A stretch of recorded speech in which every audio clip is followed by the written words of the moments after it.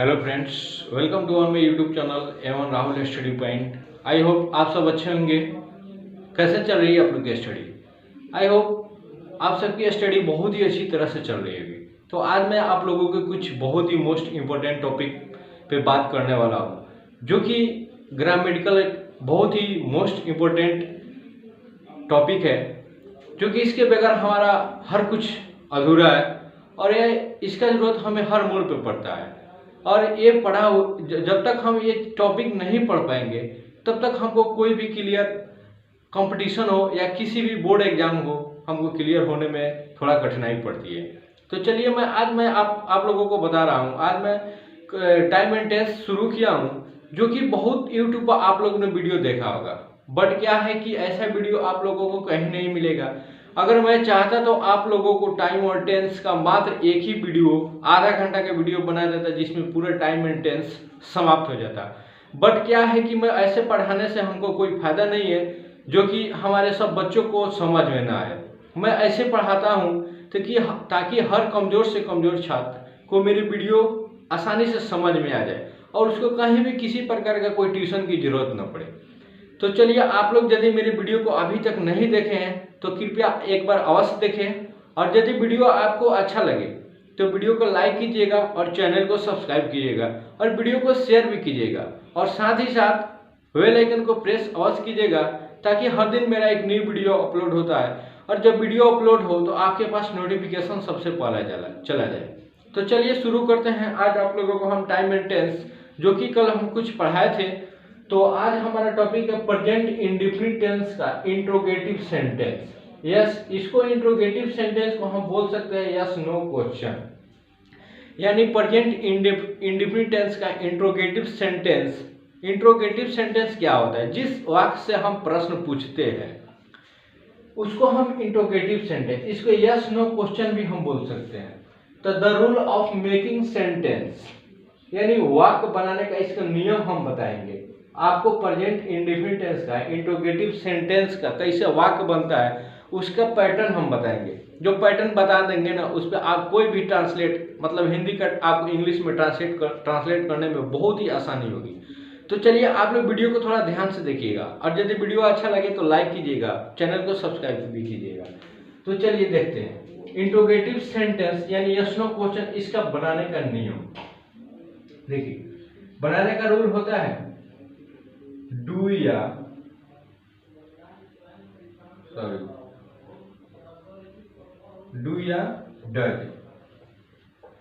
Does plus subject plus not plus V1 plus object plus other words plus प्रश्नवाचक चिन्ह, note of interrogation. इसको बोल सकते हैं नोट ऑफ इंट्रोगेशन, यानी प्रश्नवाचक चिन्ह। तो देखिए, डू या does plus subject plus not. Post में नॉट रहेगा, क्योंकि नॉट नहीं रहेगा तो हम नॉट देंगे। यदि अगर हिंदी वाक्य में आपको नहीं लगा ना हुआ हो तो नॉट नहीं देंगे।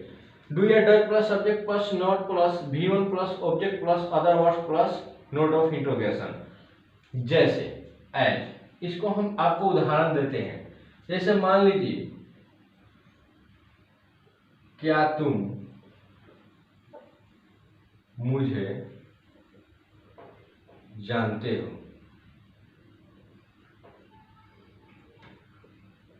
नोट ऑफ इंट्रोगेशन, क्या तुम मुझे जानते हो? तो इसमें हम डू या डज, देखिए डू कहाँ लगेगा, डज आपको मैं पहले बताया हूं।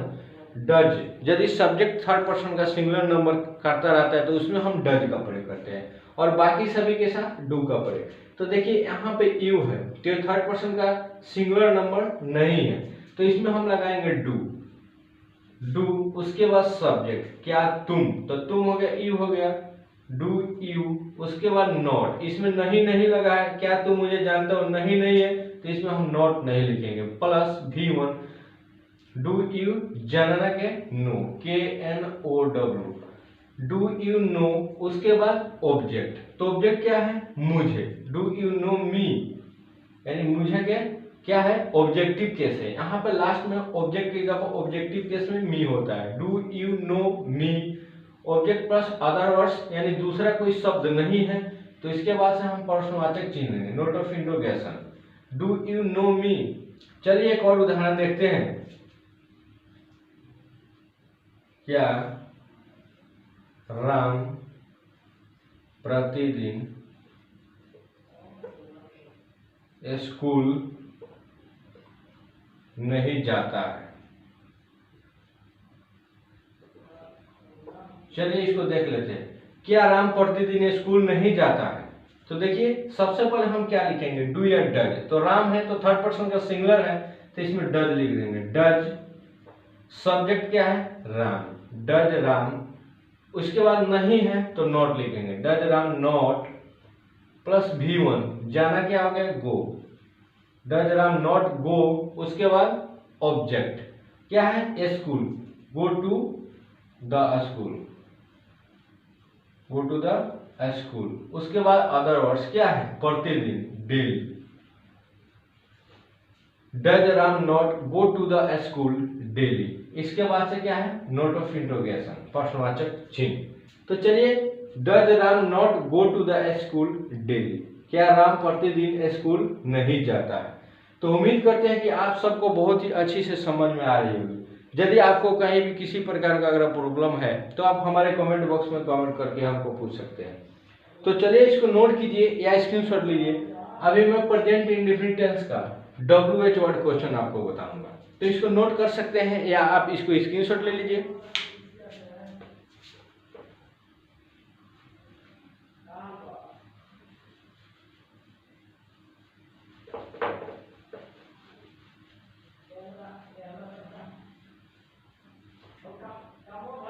चलिए, प्रेजेंट इंडेफिनिट टेंस का WH word question, WH word, UUESTION, WH word question बनाने का नियम। तो देखिए WH, सबसे पहले WH वर्ड क्या होता है, तो जो मतलब वर्ड W और H से शुरू हो उसको हम WH वर्ड बोलते हैं। जैसे मान लीजिए W से क्या शुरू होता है, what, home, whom, when, etc, और H से हाउ, हाउ हो गया। यही सब मान लीजिए when नहीं सॉरी हाउ हो गया। जैसे ये सब को हम क्या कहते हैं, etc मान लीजिए, और कुछ भी होता होगा, हाउ, etc, तो इसको हम WH वर्ड क्वेश्चन बोलते हैं। चलिए WH वर्ड क्वेश्चन बनाने का नियम, WH वर्ड क्वेश्चन यहाँ पे लिखते हैं, the rule of making sentence, यानी वाक्य बनाने का रूल, क्या चीज का, WH वर्ड क्वेश्चन। देखिए WH word question plus do या does, WH word question plus do या does, WH word question plus do या does plus subject plus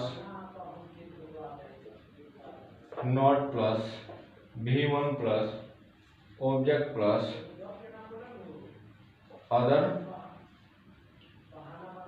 other words plus प्रश्नवाचक चिन्ह।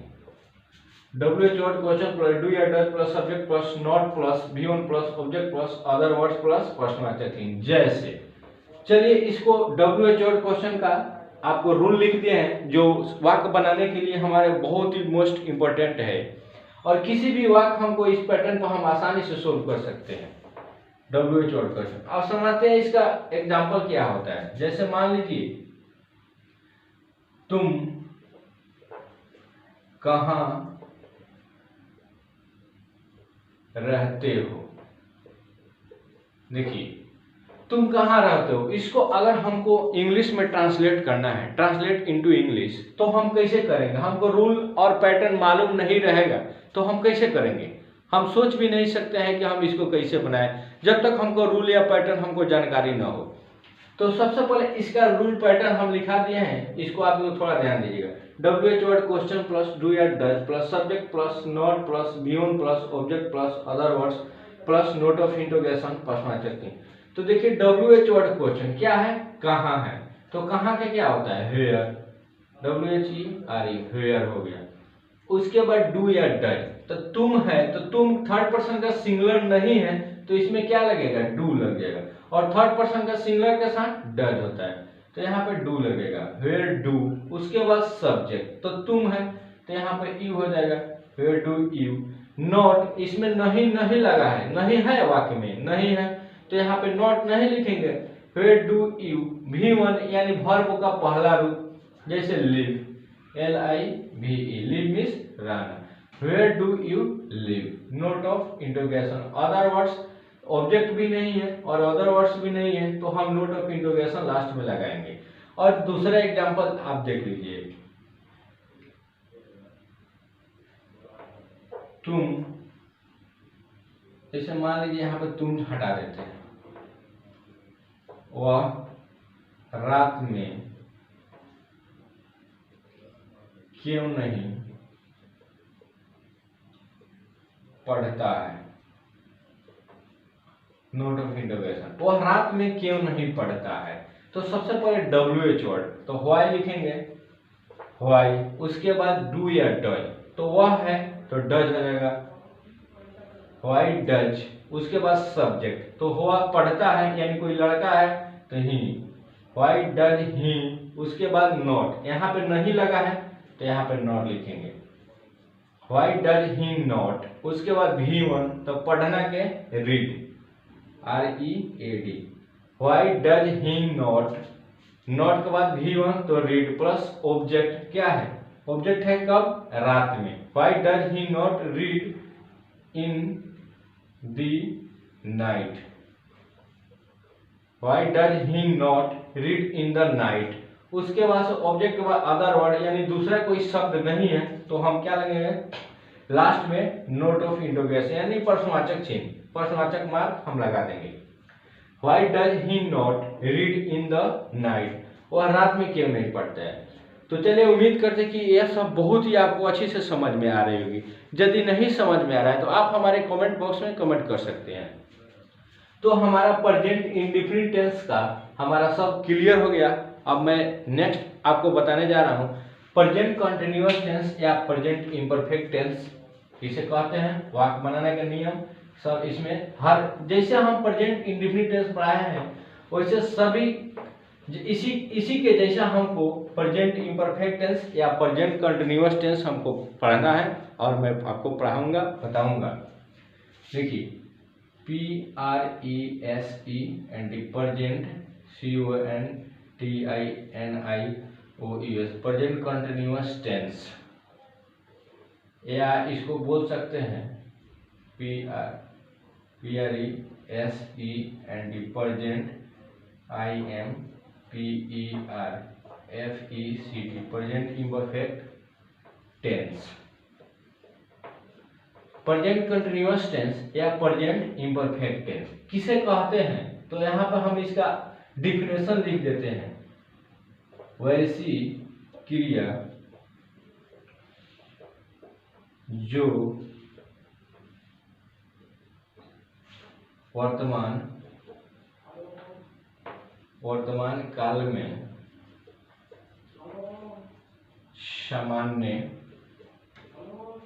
सामान्य रूप से जारी रहता है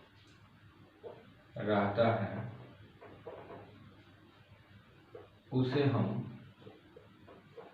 PRESE and present continuous present continuous tense कहते हैं। देखिए वैसी क्रिया जो वर्तमान काल में सामान्य रूप से जारी रहता है उसे हम प्रेजेंट कंटिन्यूअस टेंस कहते हैं। जैसे मान लीजिए वह पढ़ रहा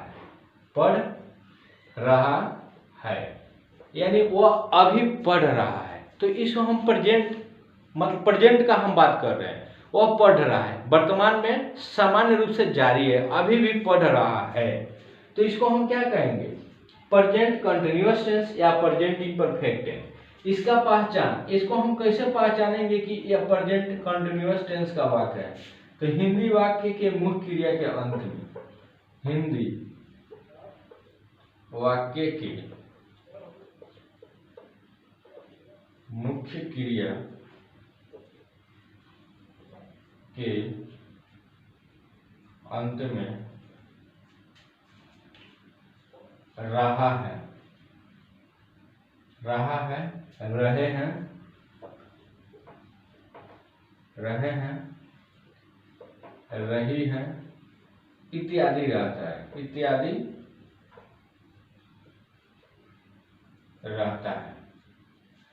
हिंदी वाक्य मुख्य क्रिया के अंत में रहा है, रहे हैं, रही है इत्यादि सब रहता है, तो इसको हम क्या कहेंगे, प्रेजेंट इम्परफेक्ट टेंस या प्रेजेंट कंटिन्यूअस टेंस हम समझेंगे। जैसे मान लीजिए वो पढ़ रहा है, तो रहा है वह काम कर रही है, मैं पत्र लिख रहा हूँ, रहा, रहा है, रहे हैं, रही है, रहा हूँ इत्यादि रहता है, इसको हम समझ जाएंगे कि ये प्रेजेंट कंटिन्यूअस टेंस का वाक्य है। और इसको हम वाक्य बनाने का नियम कैसे करते हैं, यहाँ पर लिख देते हैं वाक्य बनाने, वाक्य बनाने का नियम, the rule of making sentence, the rule of making sentence यानी वाक्य बनाने का नियम। तो हम प्रेजेंट कंटिन्यूअस टेंस का वाक्य कैसे बनाते हैं, देखिए, subject plus auxiliary verb, subject plus AUXILLIARY axillary verb. यहाँ पे हम एक्सिलरी वर्ब यानी सहायक क्रिया, इसको हम हेल्पिंग वर्ब भी बोल सकते हैं। एक्सिलरी वर्ब क्या होता है, is, am, are, was, were, etc। एक subject plus auxiliary verb, auxiliary verb मतलब हेल्प, इसको हम हेल्पिंग वर्ब या सहायक क्रिया बोल सकते हैं। Subject plus auxiliary verb is, am, are, was, were, etc plus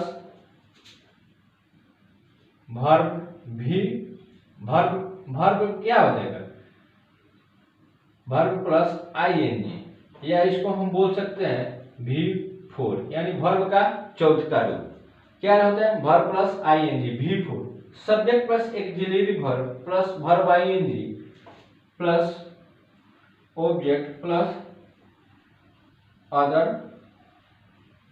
words. जैसे हम मान लेते हैं यहाँ पे कह रहा है वह पढ़ रहा है, मान लीजिए वह किताब पढ़ रहा है, वह किताब पढ़ रहा है, तो इसका ही हो जाएगा ही। उसके बाद क्या है, एक्सिलरी वर्ब, तो एक्सिलरी वर्ब ही के अकॉर्डिंग टू होगा यानी ही के अनुसार होगा, तो ही है तो इसके साथ इज लगेगा, यहाँ पे इज, तो ही इज हो जाएगा। उसके बाद वर्ब ING, तो वर्ब पढ़ना, पढ़ रहा है, तो रीड में पढ़ना होता है READ, रीड, इसमें ING जोड़ेंगे, रीडिंग। वर्ब ING को हम क्या बोलते हैं, V4 यानी वर्ब का चौथा रूप, ही इज रीडिंग। उसके बाद ऑब्जेक्ट क्या पढ़ रहा है, किताब, a book, he is reading a book, other words कोई नहीं है तो हम नहीं लिखेंगे। तो चलिए इसको नोट कीजिए या स्क्रीनशॉट ले लीजिए। अभी मैं आपको नेक्स्ट बताऊंगा प्रेजेंट कंटिन्यूअस टेंस का नेगेटिव सेंटेंस बनाने का नियम।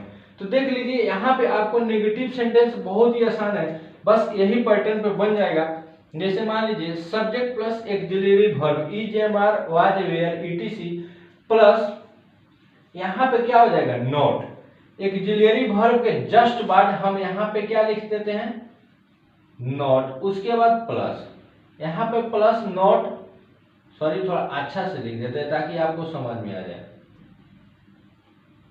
नॉट, फिर उसके बाद plus verb ING, plus object plus other words. तो नेगेटिव सेंटेंस बहुत ही इजी है। हम किसी भी सेंटेंस को नेगेटिव बनाने के लिए, जैसे मान लीजिए हेल्पिंग वर्ब रहेगा तो उसके बाद नॉट लिखेंगे, या उसमें हेल्पिंग वर्ब या मेन वर्ब रहेगा उसके बाद हम नॉट लगा कर ही नेगेटिव बनाते हैं। तो जैसे मान लीजिए इसका नेगेटिव हमको बनाना है तो कुछ करना नहीं है, आपको एक ऑक्सिलरी वर्ब के जस्ट बाद या नॉट लिखेंगे, उसके बाद plus verb ING plus object plus other words. जैसे मान लीजिए, चलिए इसको हम मिटा रहे हैं, इसको थोड़ा आप नोट कर सकते हैं या स्क्रीनशॉट ले सकते हैं।